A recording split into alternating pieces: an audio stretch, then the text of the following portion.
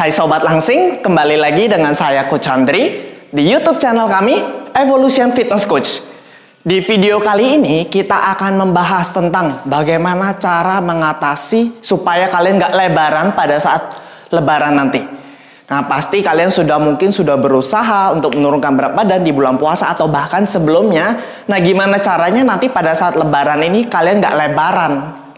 Nah, sebelum kita bahas untuk tips dan triknya, saya tidak bosan-bosannya mengingatkan bagi teman-teman untuk segera subscribe dan nyalakan lonceng notifikasi untuk mendapatkan video-video terbaru dari kami. Oke, tanpa perpanjang kata lagi, yuk kita masuk ke dalam materi utama kita. Oke, teman-teman, di sini kita sudah tahu, kita sudah melewatkan bulan puasa, sebentar lagi selesai, dan tentunya teman-teman pasti akan merayakan Hari Raya Idul Fitri atau Lebaran. Dan kebanyakan adalah teman-teman ketakutan untuk mengalami naiknya berat badan secara drastis pada saat Hari Raya Lebaran ini. Nah, kali ini saya akan memberikan tips bagi teman-teman agar tidak menjadi gemuk selama Lebaran, agar pada saat kalian sudah melakukan diet dengan benar pada saat bulan puasa tidak menjadi sia-sia. Ya, teman-teman. Nah, tapi sebelumnya saya mengucapkan bagi teman-teman untuk selamat Hari Raya Idul Fitri buat semuanya. Oke,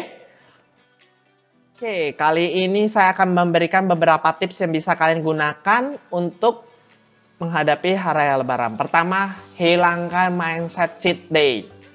Cheat day, cheat meal, menurut saya, kalian tidak perlu menyebut makanan atau hari tersebut disebut dengan cheat day atau cheat meal. Semua kalian tetap bisa makan, tapi makan dalam jumlah moderasi. Kalian nggak perlu disebut dengan cheating, curang, atau apapun itu. Kalian tetap bisa konsumsi kok. Nah, kebanyakan orang adalah jika mereka memiliki mindset cheat day, mereka mengkonsumsi secara barbar, mengkonsumsi secara berlebihan. Nah, itu dia yang mungkin ingin kami minimalisir. Bukan hanya masalah berat badan yang naik, tapi masalah kesehatan juga bisa berpengaruh. Dan kesehatan bukan hanya fisik, tapi kesehatan mental juga. Nah, jadi kalau menurut kami adalah coba hilangkan mindset cheat day. Kalian tetap bisa konsumsi kok makanan yang kalian sukai, cuman konsumsi dalam jumlah yang wajar. Oke, untuk tips kedua, mengatur porsi makan dengan jumlah kunjungan kalian. Nah, saya yakin sekali pada saat Hari Raya Idul Fitri, kalian terkadang tidak hanya mengunjungi satu rumah, dua rumah, atau bahkan biasanya sampai 3 rumah, atau bahkan lebih, saya nggak tahu. Kalian bisa atur porsi makan kalian di setiap rumahnya tersebut. Nah, kalian atur, contohnya ini, saya berikan contoh. Di rumah pertama, rumah kedua, ada rumah ketiga.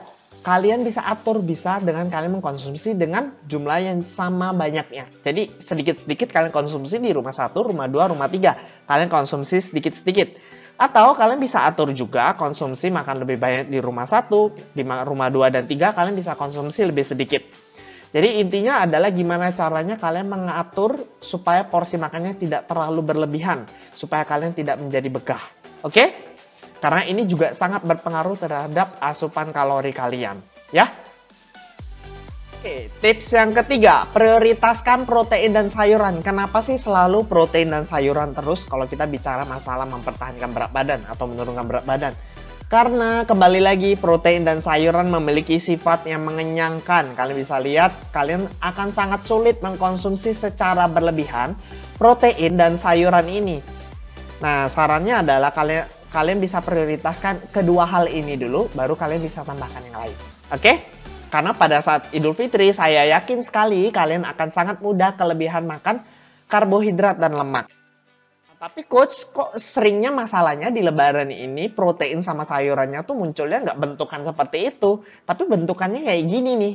Jadi opor, jadi rendang, jadi daun singkong, kayak gini, atau jadi semur seperti ini. Ya, jadi intinya konsumsi ini mengandung kalori yang cukup tinggi juga. Nah, gimana sih cara ngakalinnya? Nah, tipsnya yang bisa kami berikan adalah caranya. Pertama, tiriskan atau kurangi porsi kuah atau bumbunya. Jangan terlalu banyak, jangan dikonsumsi semuanya. Kuah atau bumbunya sedikit aja kalian bisa tambahkan di nasi kalian, ya. Dan yang kedua, pilih yang lebih banyak dagingnya seperti dada atau paha. Nah, daging, dada, atau paha tentunya mengandung proteinnya lebih tinggi daripada kadar lemaknya, kalian bisa pilih di bagian itu. Oke? Oke, yang tips keempat, jangan ngemil atau makan sambil ngobrol. Nah, makan atau ngemil, terutama ngemil ya biasanya yang paling sering ya. Kalian kalau ngemil sambil ngobrol, tentunya kalian akan merasa tidak sadar kalau kalian makan sudah banyak, tidak terlalu banyak. Dan akhirnya kalian, wah, satu toples habis sendiri cemilan ini. Jadi harus hati-hati bagi teman-teman yang ngemil atau makan sambil ngobrol. Itu sering kalian nggak sadar kalau kalian makan sudah banyak. Oke? Ini saran dari kami ya, tipsnya ya. Kalau kalian suka ngemil, kalian jangan hanya fokus dengan cemilan makanannya. Karena kalau cemilan ini kelihatan makanannya kecil, tapi kalorinya cukup tinggi. Coba kalian bisa konsumsi secukupnya saja makanan tersebut, terus fokus ke makanan utama. Nah, hal tersebut yang bisa memberikan kalian rasa kenyang dan gizi yang seimbang. Oke, tips kelima yang bisa saya berikan, makan sampai cukup kenyang, bukan begah. Nah, ini salah satu juga yang sering orang lakukan. Mereka makan di tempat orang, makan sepuasnya karena merasa enak. Nah, ini harus hati-hati nih. Jangan makan sampai merasa begah. Kalau kalian makan sampai merasa begah, tentunya kalian akan kelebihan kalori, berat badan kalian terlihat akan naik drastis besoknya. Kelihatannya seperti itu, padahal sebenarnya ya nggak 100% lemak juga. Tapi intinya adalah jangan makan sampai begah, makan sampai ngerasa, oke, saya sudah cukup kenyang, stop. Sudah, kalian atur porsi makanan kalian. Oke?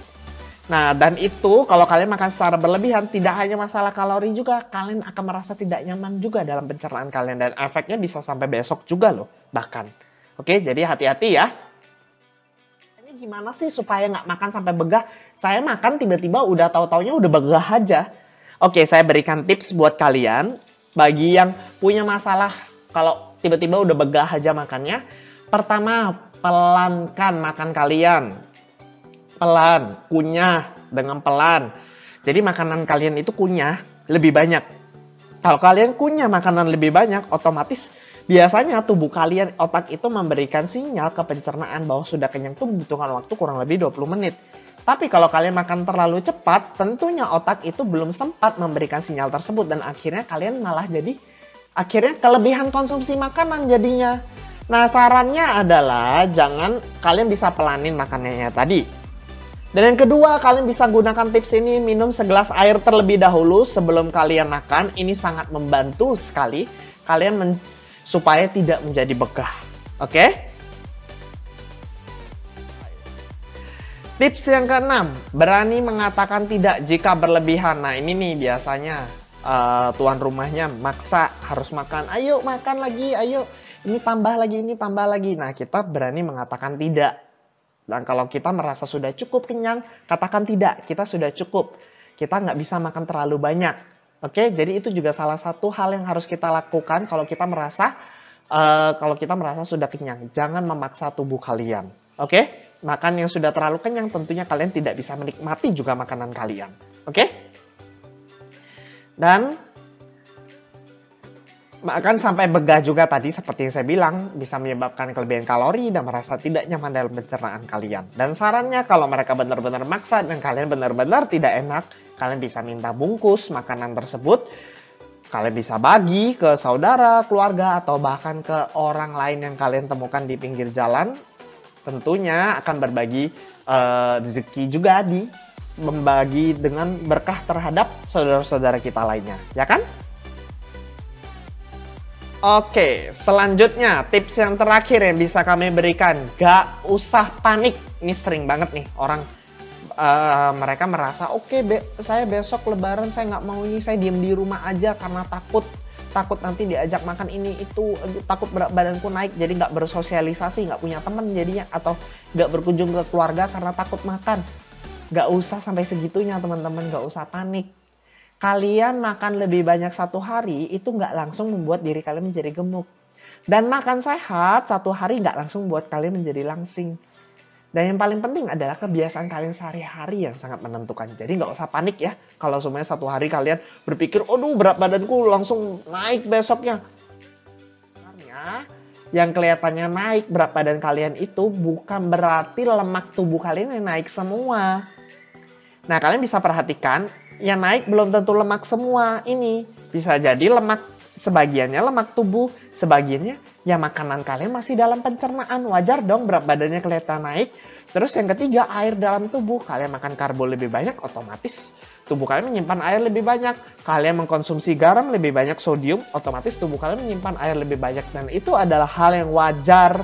Jadi bukan hanya lemak, intinya itu adalah kombinasi. Kalian tahan aja sebentar, biasanya beberapa hari bisa lagi kembali ke seperti semula. Oke? Oke, intinya adalah setelah kalian melakukan hari raya lebaran nggak usah panik, back on the track, kembali lagi ke diet kalian semula besoknya, nggak usah khawatir, nggak usah stres, nggak usah terlalu kalap, biasa aja. Oke, ingat nikmatin liburan kalian atau hari kemenangan kalian, kalian sudah berpuasa nikmatin tapi jangan berlebihan, sesuatu yang berlebihan tentunya nggak baik, bukan? Oke? Setelah teman-teman mengetahui 7 tips yang sudah kami bagikan tadi, saya berharap teman-teman nggak hanya nonton video, cuman masuk telinga kanan, keluar telinga kiri, tapi teman-teman mempraktekkannya, karena ilmu tidak ada artinya jika kalian tidak mempraktekkannya.